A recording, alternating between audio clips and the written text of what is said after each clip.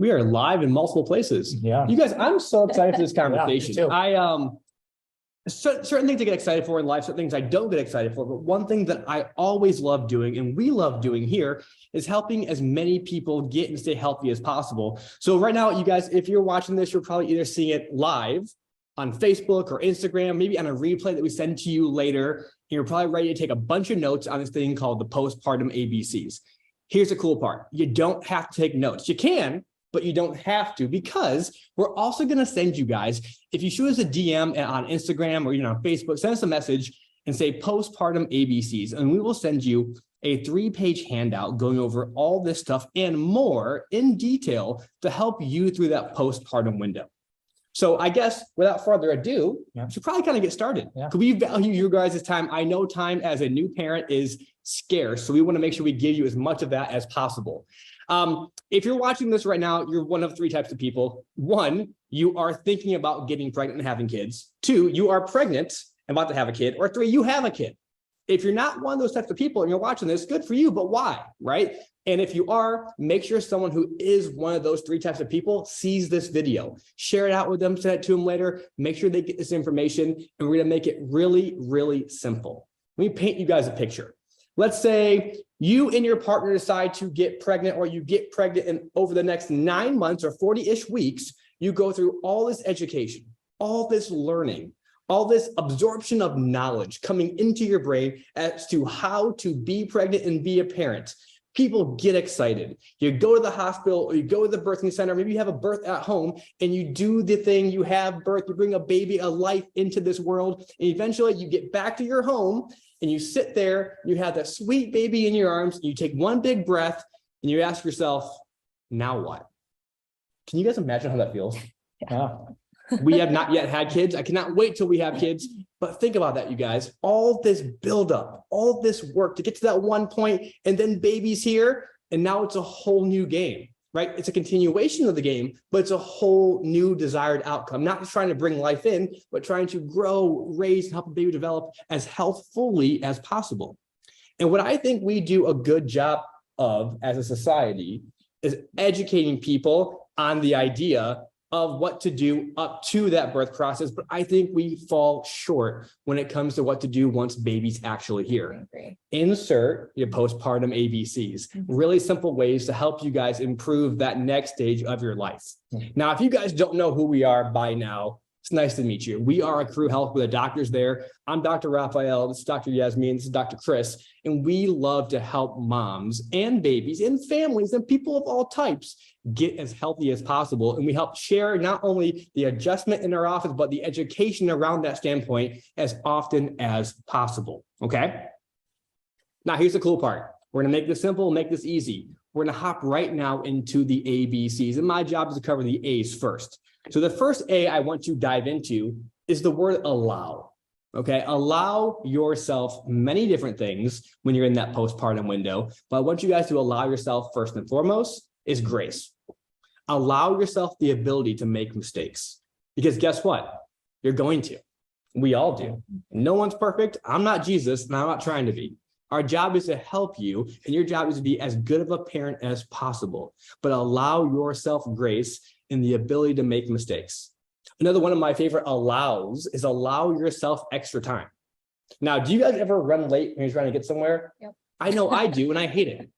But think about this. When you have that newborn, everything takes longer. Allow yourself more time. Allow yourself double the amount of time to get somewhere. Not only the drive it takes to get there, but actually the time it takes to get ready to get into that car, because I guarantee something will go wrong. But allow yourself the ability to make mistakes and allow yourself more time, because time is one of the most precious things we have. And you don't want to feel rushed as you're going through this new version of life in that postpartum window. Okay. Another one of my favorite A's is activity. This is the one we probably get asked the most when it comes to the A aspect of it. People want to know how often, how soon, what should I do when it comes to exercise, right? And the guidelines right now that society gives is wait 6 weeks. No sex, no exercise, and you're good to go. And that's far from the truth, you guys. There's so much more on a spectrum of healing than just no, then yes. The 6-week window is not this magic time where everything changes. Healing is a spectrum, it's a process, and it takes time to actually get there. So what I like to refer back to is the recommendations that BirthFit gives. I think BirthFit, if you guys have not yet heard about them, is the best resource when it comes to activity, not only during pregnancy, but also in that postpartum and beyond window. And they say a few really important things. They say that postpartum lasts forever. It's not a set amount of time. And depending on the way you bring baby into this world, and I'm not saying right versus wrong, I'm saying different in this scenario, but depending on how you bring baby into this world, the healing journey looks different. With the easiest birth usually being that unmedicated vaginal birth, and the toughest usually being on the side of a pretty intense and serious surgery and abdominal surgery with cesarean, they have different types and different timelines when it comes to healing. But they often recommend that in the first 30 days, you shouldn't be doing much. They call it the 30-day lie-in, where you're not doing much at all. And that right there is part of that recovery process. And that's really important, because I know if it's like me at all and things that I do, just because I could doesn't mean I should. Sometimes rest and recovery is the most important thing you can give your body in that first 30-day window. The next period of time they talk about is from 30 days to 3 months. And while the first 30 days is that recovery, that 30 days to 3 months is your rehab. A lot of pelvic floor exercises, a lot of things to stabilize the core. And they have a whole program that takes you through really A to Z, not just A to C, but A to Z when it comes to those exercises. And they do a great job demonstrating, teaching all that. So you guys, if you have not yet reached out to them or looked them up, please do so. And I think we'll probably send a link out, some kind of information out as well that goes over their information and how to best connect with them too. And the next period of activity they talk about is from 3 months to 1 year. And that's really that rebuild phase. That's adding in more strength training, adding in more stabilizing work, adding in more mobility work to help you rebuild back to a place that you would like to be at, okay? And then from 1 year on, they get plugged in with community. You guys, we're big here on community. The idea of growing together, of being together and doing life together. The number one thing you should be doing as a mom is finding your community. BirthFit does a phenomenal job with their community and what they build around activity. Make sure you guys are getting plugged in with them or with some type of community to help you through that period of time. Okay, so that's the really simple activity guidelines. So once again, they all vary in there, and your time may be different than what they recommend, but listen to your body. Trust the healing process. This body that brought life into this world knows how to heal from that process as well. Just trust it and give it the movement or the rest it needs in the stage that it requires it.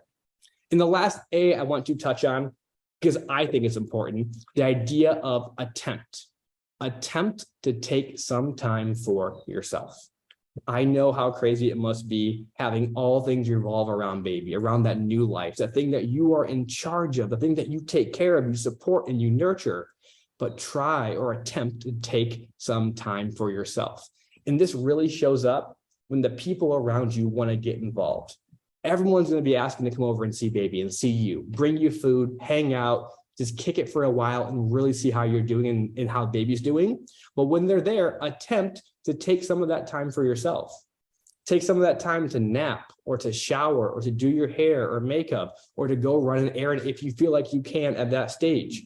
But attempt to take some time for yourself, because one of the most common things moms tell us in our practice is that so often they feel like they've lost part of who they are, part of their identity. And the last thing we want is for you to do that. So attempt to take some time for yourself. Yeah. And I think I always say that to me, moms are like the superheroes of our everyday life, because they run around, they tend to everyone else's needs. And with that, I want to, playing off of what you just said, remind moms to be open to help. And that's an incredibly hard thing to do. And to be the one that's always providing for your friends, your family, your kids. And then to all of a sudden stop and be like, hey, sometimes I deserve support too. And sometimes it's okay to ask for help. Actually, all of the time it's okay to ask for help. Let's be honest. So being open to, especially in that postpartum window, because you are pouring so much into nurturing and looking after your baby, it is important to pour into yourself too, because you cannot pour from an empty cup.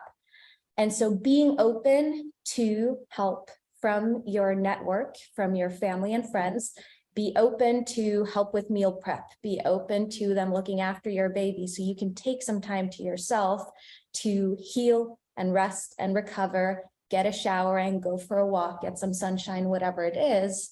It's just so incredibly important.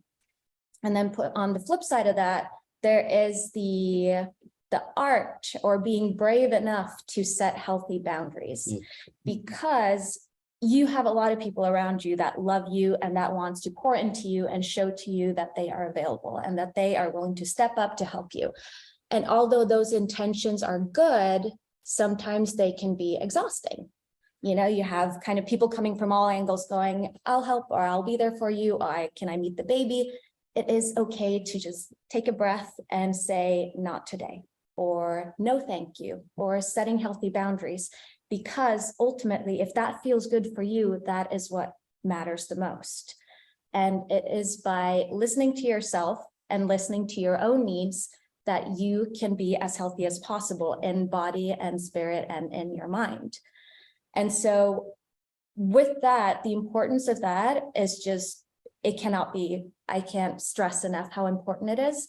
Healthy boundaries. It's hard to say no. It's hard to ask for help, but it's important for your own mental health and well-being, and also your healing. And then a third thing that I want to touch on is the baby blues. It is something that I think, as so many other topics within women's health, is just not talked about enough.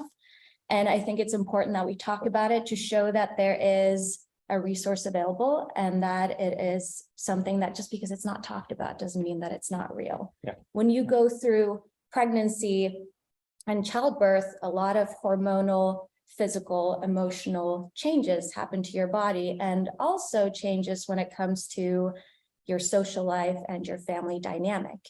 And so it's pretty common for women to feel kind of like they're on this emotional roller coaster for a few weeks after birth, where you're kind of back and forth and in between this intense joy and also feelings of sadness. And that is the baby blues.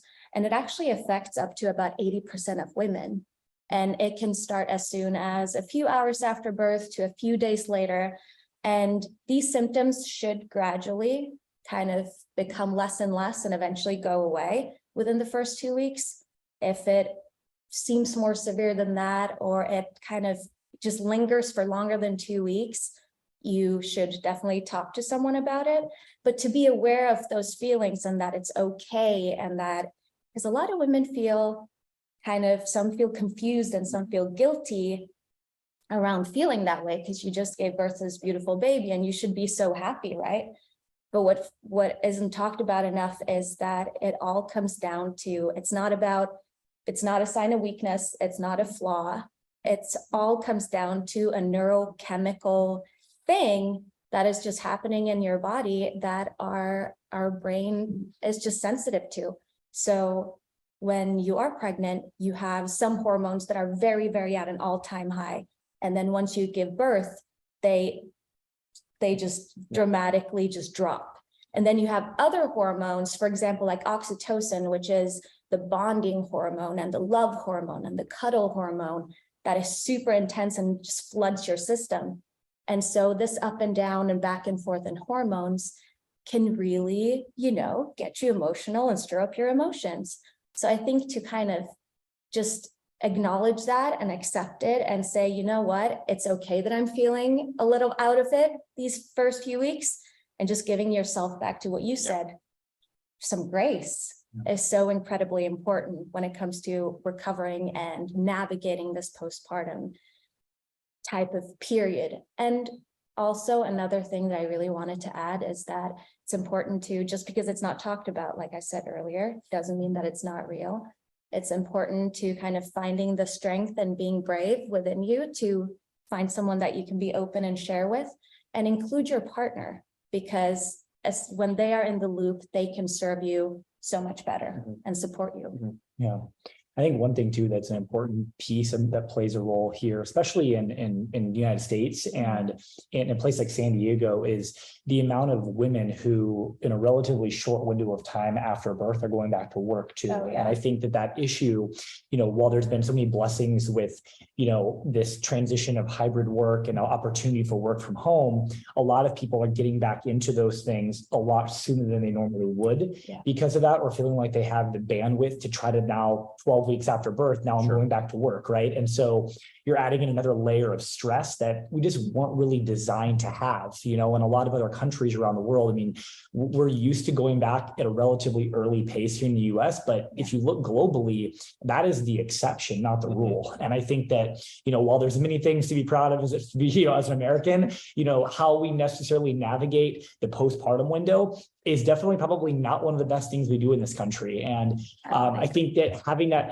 mindset and having that understanding in mind is really, really critical just for the timeline and pressure you put on yourself, especially if you are a woman who does work full time, and especially if there's other kids in the home, and there's just so many factors and variables to that. So I think that's a really good point. I think a big thing too, it's a societal symptom of us being in a cultural push towards burnout. We go nonstop. And I think one thing I want to hit on too, you guys, postpartum, that window, that time, however long it lasts, maybe forever, isn't just for mom. It's for dad too, or a partner as well. I mean, while the person who has given birth is trying to heal from that birthing process, the other person involved is still in that window of time. So, can the other person who did not give birth go back to work sooner? Probably, right? But should they? Maybe not. Right? Should mom go back to work when she can? Maybe. But if she can take more time to rest and be with her child and with her family, absolutely take that time. You'll never look back on that period of time and say, man, I wish I went to work sooner. But you will say, man, I wish I spent more time at home with my baby. Yeah. And I think it's that balance of navigating the short-term financial pieces of that. I know that's usually the number one concern people have when it comes to going back to work or taking more time off.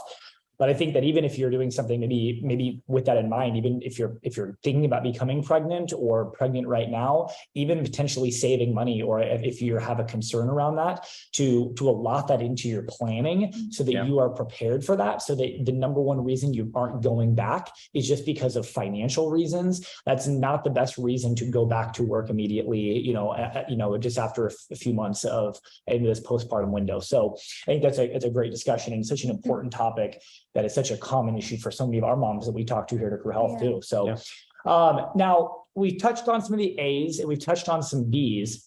And I'm going to touch on a couple C's. Now, when it comes to the ABCs of postpartum, there's actually well over a dozen different ABCs that we actually distilled down because there's so much to this topic. So I want you to know, before we dive into the couple C's here today, that there is going to be some amazing resources that we have. We have, like Dr. Raphael said, a 3-page guide, a resource handout that'll have additional notes. It's going to have additional resources on it that I'll touch on here before we're done today. So make sure that you send us a direct message on Instagram if you aren't following us on Instagram yet. We are at Acru Health, ACRU Health. You can send us a direct message on Facebook as well, and ask, just say postpartum ABC notes or resource guide with your email, and we will send those directly over to you via email. So you have all those resources to go along with this. Okay. Now, in terms of the C's, the first major C I want to touch on is the idea of caring for your pelvic floor. Now, earlier you heard Dr. Raphael mention the idea of your pelvic floor and pelvic floor exercises. And a lot of people hear that term, but they don't really know what that means. And so I wanted to just grab the model here of our spine and specifically looking at the pelvis and just kind of give you some context for what this is. Now, this is looking at this physical structure, but connected to all of these bones, we have tons of muscles, really all of our muscles. And the pelvic floor is actually this area down here inside that basically has these multiple layers of muscles that go from the pubic bone in the front of our pelvis and then wrap down underneath and almost form imagine like a hammock to all of these internal organs and glands that goes back into towards your tailbone and the sacral area down here at the bottom. Okay, so when we talk about your pelvic floor muscles or your pelvic floor in general, this is the area down here at the bottom of this that we're referring to. Now, why is this an important thing? Now, I think stats are valuable, not necessarily because sometimes you can just throw stats out there, And you know, it just sounds like you're just trying to be smart. But I think that stats in general can be valuable, especially when it comes to something like postpartum, because there's a lot of vulnerability in this time for women in particular. And a lot of times things are changing in your body and things are different with your body that you've never experienced before, especially if you're going through this for the first time. And, you know, a lot of these things are just not things you feel comfortable always, even maybe telling your spouse or sharing with friends or family around you when your body has gone through so much physical change. And so I wanted to share some really important recent research from 2021.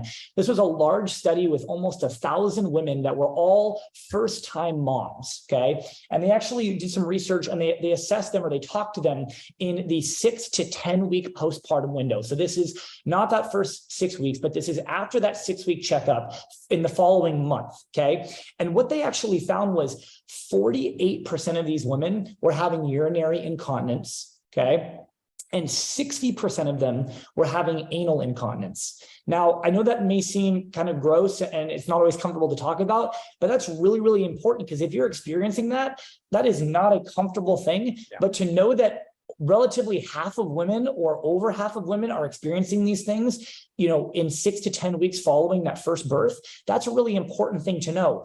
They also found that 55% of women in that 6 to 10 week window had said that they had started being sexually active again. And 66% of those who had gone back to sexual activity were experiencing pain upon sexual activity, right? Mm-hmm. So you know, that's important for you to understand, and for your partner to understand that things aren't just jumping back right to how they were before, and it's not going to look the same immediately. Okay, so 2/3 of the time there was pain in that first month, in that post that 6-week checkup, and then finally 29% of women had pelvic organ prolapse, and so these are really, really significant issues. And a lot of the symptoms that can look like, you know, this for women in that postpartum window can look like peeing really, really often. It can look like constipation issues. It can look like leaking or incontinence issues, like we mentioned. It can look like painful intercourse or discomfort there, and a lot of pelvic floor weakness as well, especially, you know, even difficulty sometimes with coughing or sneezing. You may notice changes with that as well. And so what do we do about that? Now, in general, the best thing with any of these things, and we talk about this in general with Health here at Acru Health, is to focus on prevention. So if you are pregnant right now, or you were thinking about becoming pregnant, actually really investing just a few minutes a week in your pelvic floor exercises can be incredibly valuable for you, and actually been shown to prevent a lot of these issues on the back end. So obviously you can do things to help improve this if you already are in postpartum right now, and you find yourself resonating with these statistics or these symptoms, that you are one of the women suffering with these things.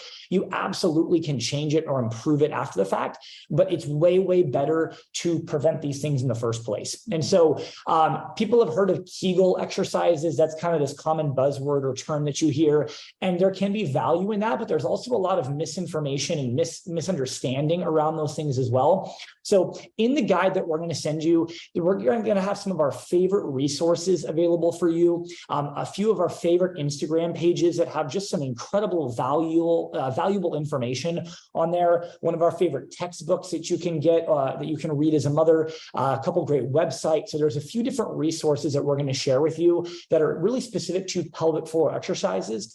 Obviously, each woman is different.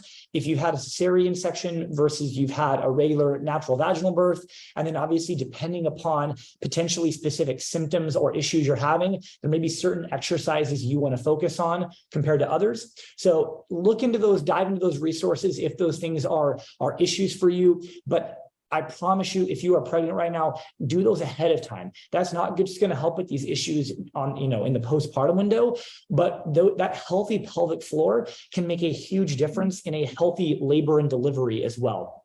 So that is the first C we want to touch on today: caring for your pelvic floor. Okay. I just want to add a tiny note, just because of all the stats that you brought up, and a lot of them, I mean, the numbers are pretty shocking, and they might come as a surprise to a lot of people. And it just shows you how this needs to be talked about more.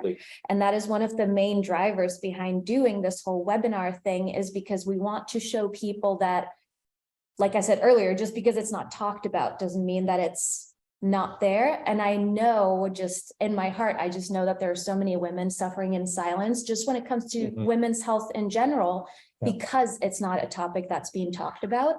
And so just to say that we're here to show that, you know, there is a resource and this is a safe place where you can come and be open about your things if you feel comfortable in that way. Yeah. I think to give you a couple more C's too, these challenges are common, right? Yeah. Remember that, you guys. The challenges are common. If we're leaning into that idea of a C, these things happen often. So challenges are common. You're not alone. Reach out, find help, and try to have people lead you through this challenging time. Yeah.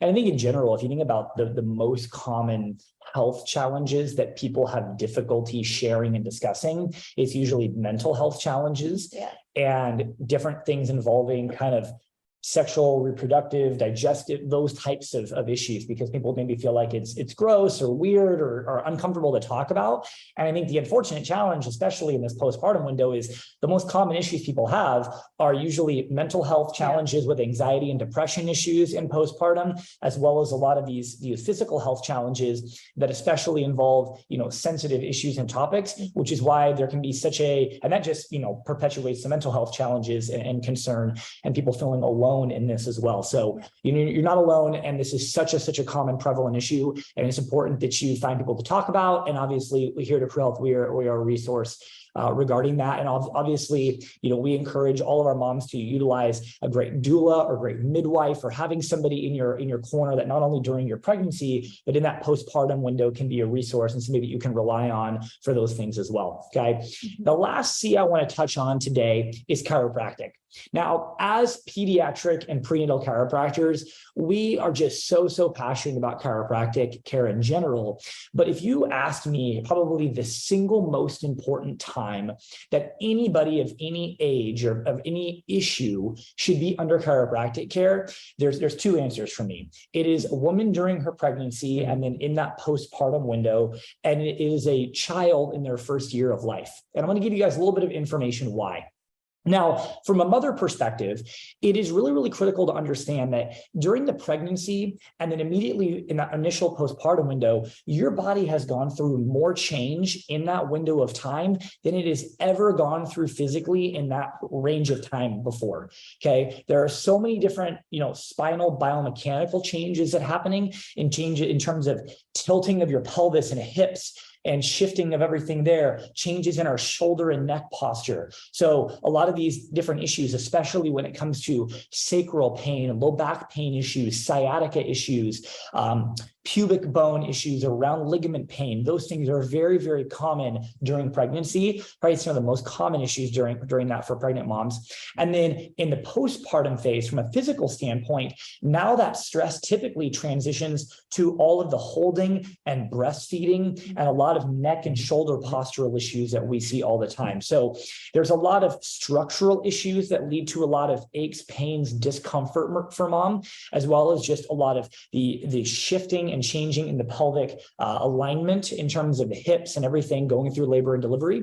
And then from a hormonal standpoint, as Dr. Yasmin was sharing earlier, that hormonal roller coaster, it changes dramatically throughout pregnancy, obviously initially in that first, you know, right after conception and leading to a lot of those initial symptoms in the first trimester. And then, you know, kind of all those change throughout and through labor and delivery as well. And so chiropractic care during pregnancy and then postpartum can really help to bring balance to the nervous system, to help to take stress off of that nervous system, reduce things like cortisol, adrenaline, or epinephrine, norepinephrine. They're going to work against some of those hormones that play a really critical role in the pregnancy and postpartum window for mom.